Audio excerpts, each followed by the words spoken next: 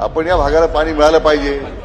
यामध्ये पाण्यासंदर्भात मला आठवतं की मुख्यमंत्री देवेंद्रजी फडणवीस साहेब खरं त्यांचं अभिनंदन केलं पाहिजे की पहिल्यांदा ह्या पाणी वाटपातून आज नीरा देवधर प्रकल्प जो आहे जो 11 टीएमसी मला वाटतं 11 टीएमसी धरण आहे त्याच्यामध्ये तर त्या आणि गुंजवणी अशा 2 प्रकल्पाच्या कामाला आता प्रत्यक्ष सुरुवात झाली। काम पूर्ण झालं।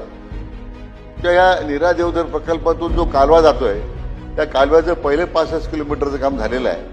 बाकीचं आता पीडीएनचं काम आहे। आपलं वाटतं 135 किलोमीटरपर्यंत आपलं माळशिरस आहे आणि म्हणून आपल्या आमदार राम सातपुते असतील रणजितसिंह निंबाळकर महोदय जे खासदार होते यांच्या पुढाकारानं आणि निश्चितपणे पीडीएनचं काम आता साधारण जे 100 किलोमीटर करायचं आहे 20 किलोमीटर काम झालंय। बाकीच्या पुढच्या कामाला आम्ही गतीने पूर्ण करतोय आणि आपल्या या उर्वरित गावांना पाणी देण्यासंदर्भात निश्चितपणे सरकार सकारात्मक आहे। कारण शेवटी माळशिरस तालुक्यातल्या दुष्काळी भागाला पाणी मिळालं पाहिजे।